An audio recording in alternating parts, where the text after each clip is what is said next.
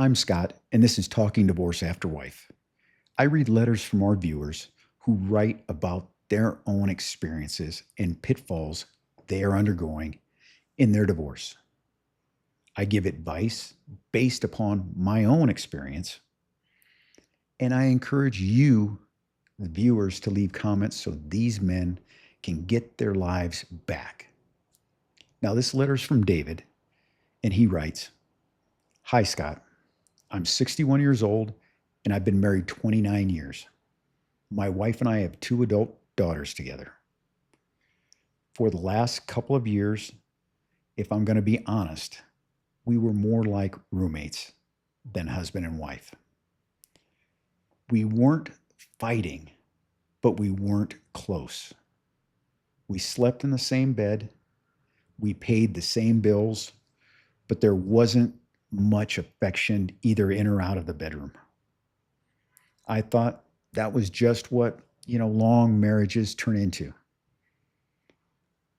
About 8 months ago, she started saying she felt empty. I didn't really understand what that meant. I thought if we just took a vacation or I helped her more around the house, it would fix things.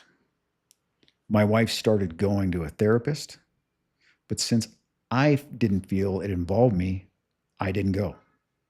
She would come home and say she was finding herself, which was strange to me because that phrase, it bothered me a lot, but I didn't push it because I thought it was just part of the therapy process.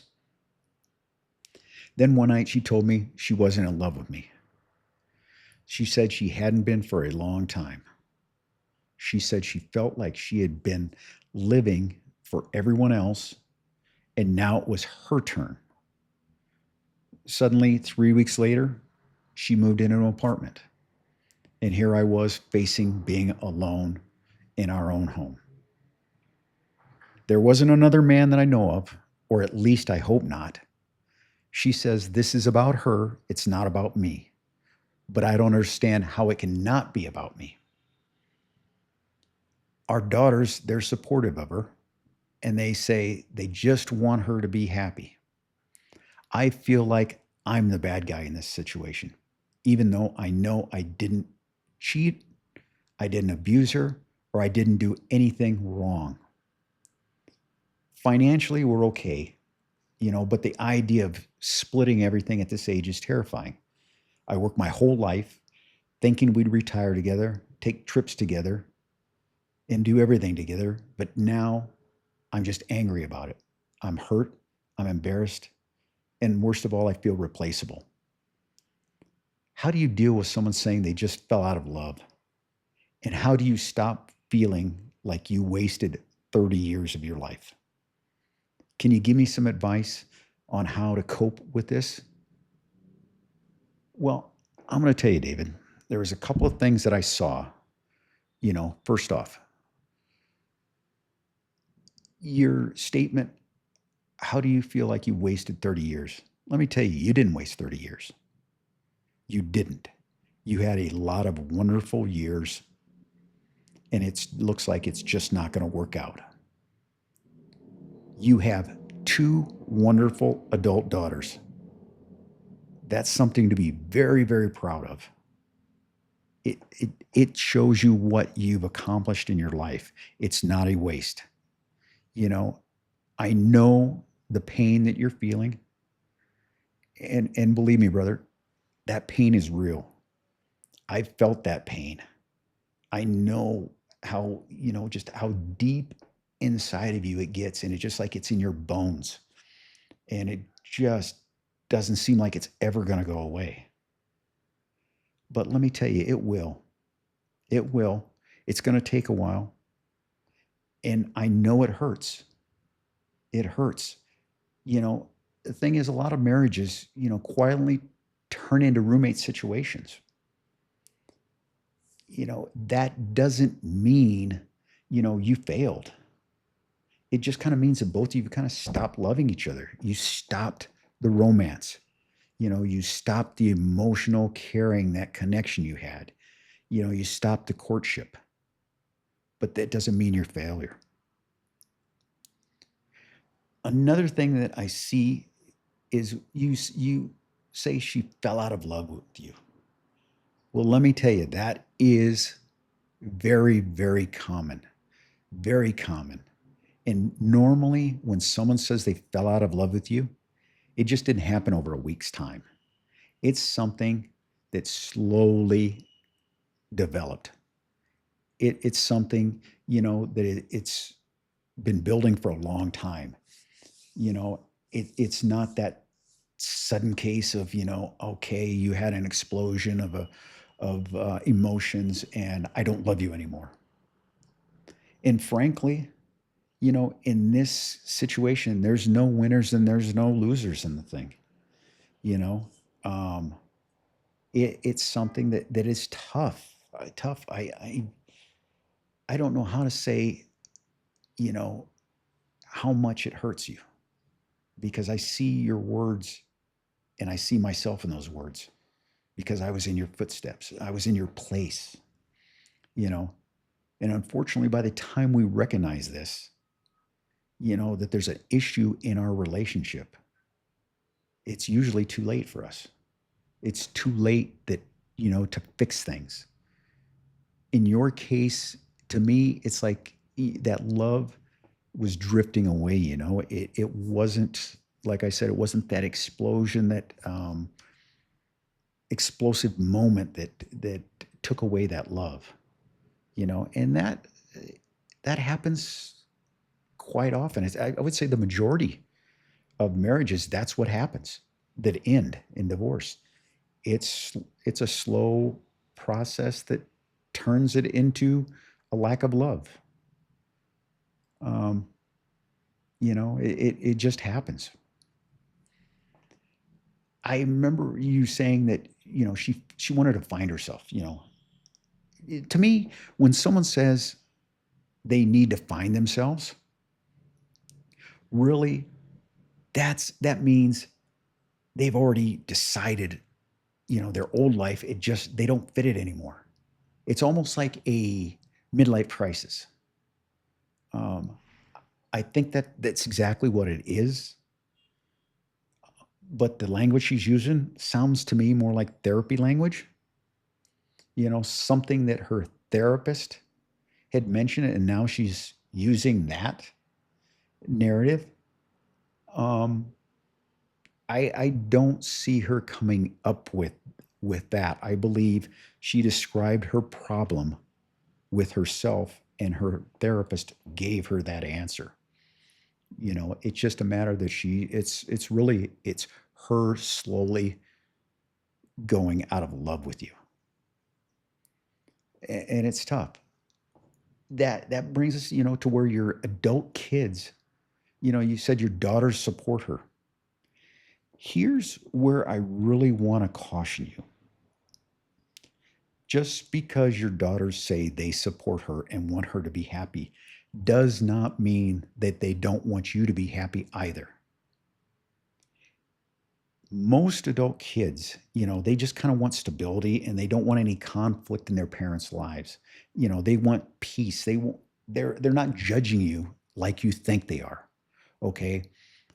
Kids naturally have more of an attachment to their mothers. They do.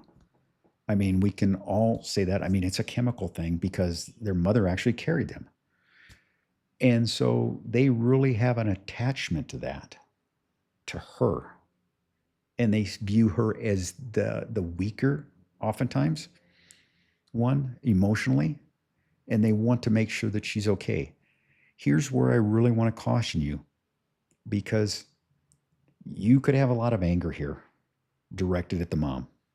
Whatever you do, do not demonstrate that anger in front of the kids. They are adults, yes, but they still are her daughter, your daughters. They want you both to be happy. Don't make them try to pick sides, in essence. You always want to take the higher road here, not for your ex, but for your kids.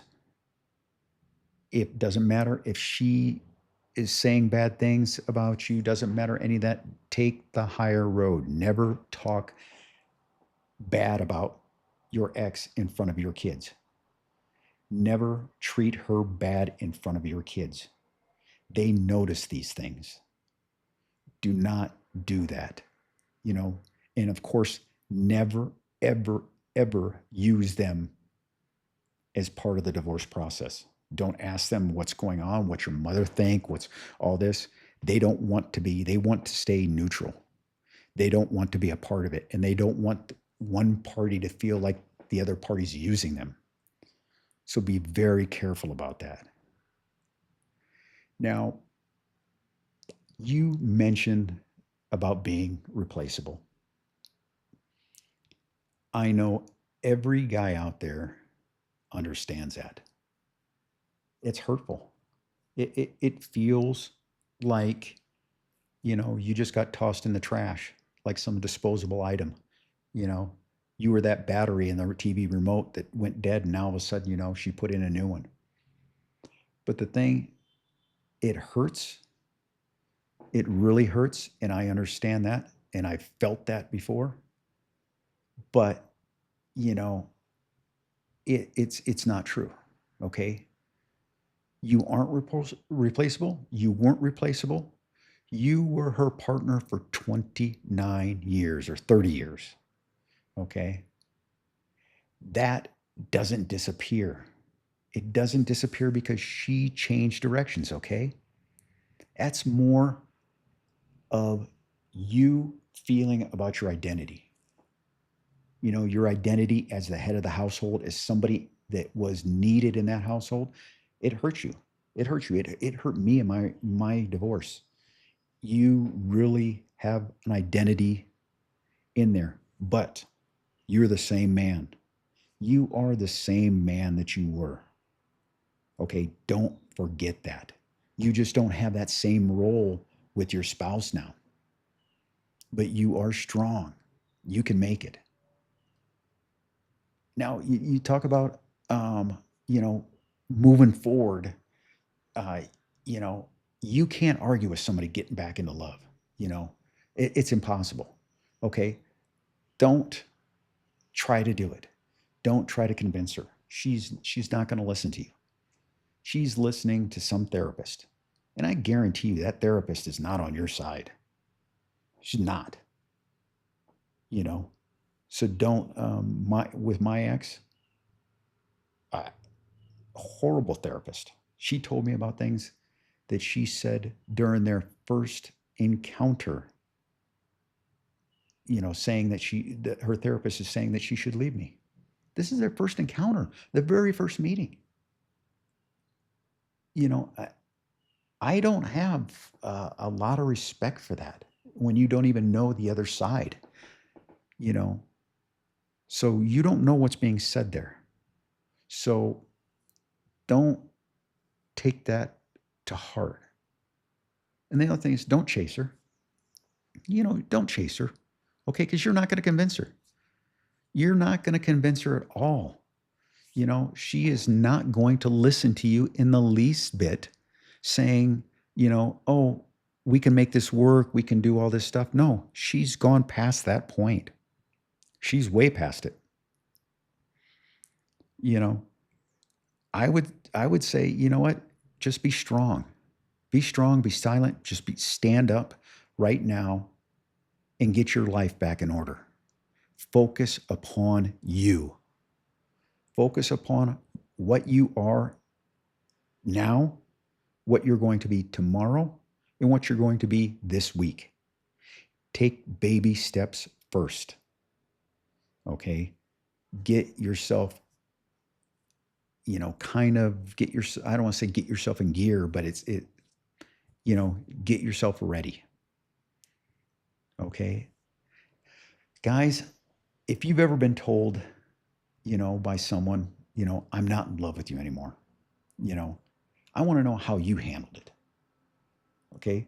Because if you're rebuilding after divorce, there are 100 things that we're going to do wrong. There's 1,000 things that I did wrong. but I'm here to help you so you don't make the same mistakes I did. I ask you, if you like the channel, give it a like and subscribe. But more importantly, leave a comment, because you know what? Everybody who writes in a letter, I send them an email and tell them when I'm publishing this so they can look out for it. They listen to my comments, but more importantly, there's 1,000, 10,000, 100,000, or whoever. As the channel grows, more people will leave comments. And that's what's going to help people that write in. We multiply it. We're an army of guys who've gone through this. Don't let one of our fellow guys fall behind. We don't let a person down. We take everybody with us, and we're going to lift them up on our shoulders from our mistakes, guys. And if you like contents like this, I have another channel, A Life After Wife. It kind of deals with all the trials and tribulations of being divorced that I've gone through, from financial to just physical to travel. Give it a chance. If you like it, no pressure. It's just something that's there. It's something for you. And if you have a situation you'd like to share, email me at talkingdivorceafterwife@yahoo.com. Okay, all one word, because I will publish it. I will let you know when it's going to be on. And by all means, hopefully it'll help you. So, guys, it is one of the best quotes that I know from a movie, and you'll know exactly which movie I'm talking about. It applies to us. Get busy living or get busy dying. Until the next one.